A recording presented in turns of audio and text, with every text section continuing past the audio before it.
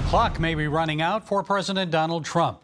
With less than 2 weeks to go before the Electoral College meets to decide the presidency, can the Trump legal team and other lawyers prove vote fraud?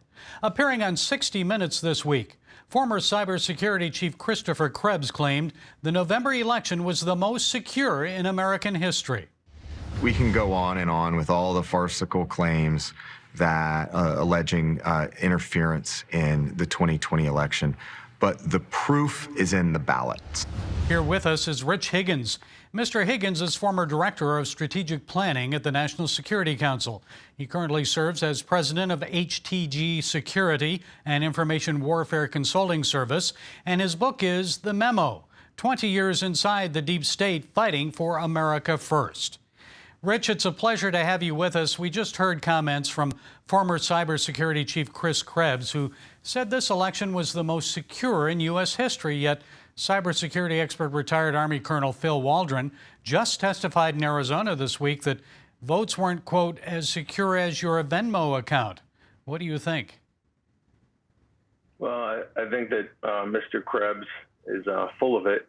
I think he's compromised in multiple ways, not the least of which is he has representatives from Dominion Voting Service on his advisory staff at the Department of Homeland Security, which is just theatrically absurd. And then, as to Colonel Waldron's commentary, the lack of audit logs in these machines is it's remarkable. I mean, you wouldn't allow your daughter to just use a basic software package that they had this lack of security. I mean, it's absolutely absurd where we're at. Do you really believe Joe Biden received 80 million votes, more than Barack Obama or Hillary Clinton? I know former federal prosecutor attorney Sidney Powell says that foreign players manipulated our vote totals through Dominion voting systems. So what evidence exists to prove her allegations? Well, we have a mountain of evidence that goes to some specific. I'm not a lawyer, but the circumstantial evidence is there, the data, the digital evidence is there, just the eyewitness testimony is there.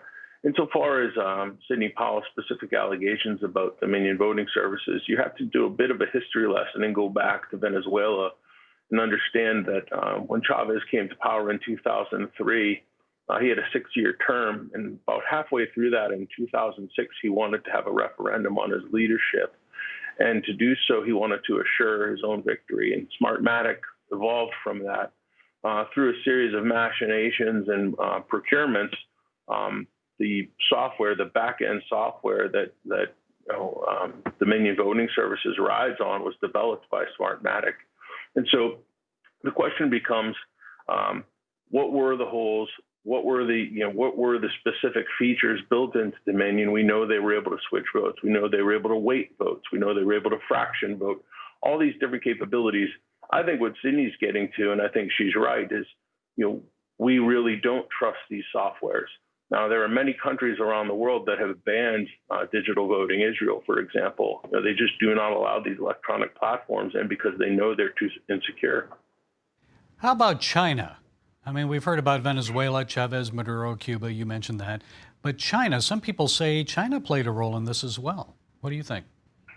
Well, when I've mentioned Venezuela, I immediately think of Cuba. I mean, they're basically one and the same, at least in the intelligence and security world. They work very closely together, both of which are client states of China with long relationships. Now, just being reported today were some preliminary reports that up to $400 million was invested by a Chinese investment fund into the parent company of Dominion Voting Services. And so, there's just a lot of questions here that have to be answered, and we're on a very tight timeline. So I think, the challenge for the Trump administration is to address these long-term issues, but also to make a compelling case that the short-term fraud really occurred, that it wasn't randomized fraud as happens in every election, that there was a purpose and intent behind it. For example, when 6 states stopped counting at the same time, somebody told them to do that, right? And it gets into what did the DNC know and not know? Who were they working with?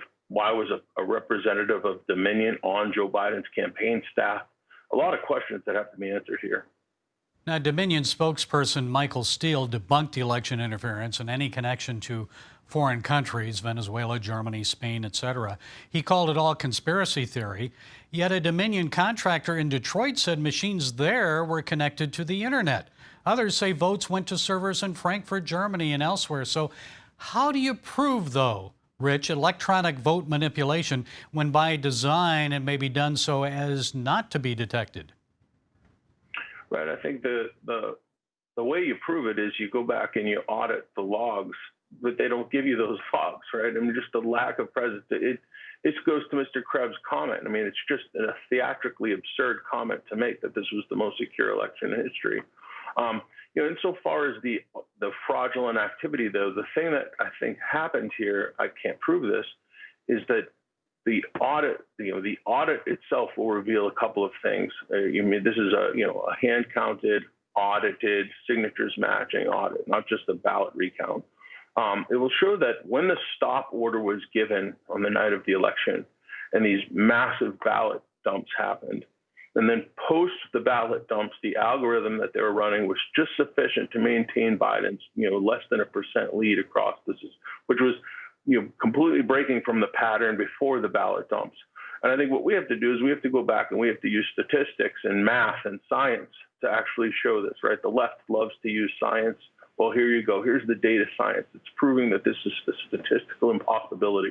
The question going forward really, though, is, how do you come back from this, right? I mean, it's if they're willing to do this to retain power, what else are they willing to do? I was going to ask then, Rich, no matter who's sworn in as president January 20th, all of this has kind of focused our attention on election security or insecurity.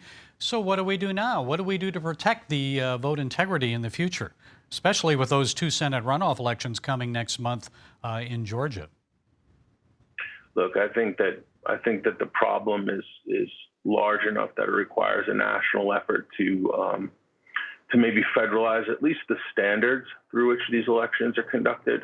I'm not a big believer in the federal government coming down and imposing on these states certain rules and strictures. But, again, it goes back to the, banning the mass mailing of ballots, just the extra constitutional nature of the activities of the past year under COVID, of which the election is a part of it, it's just mind-boggling where we're at.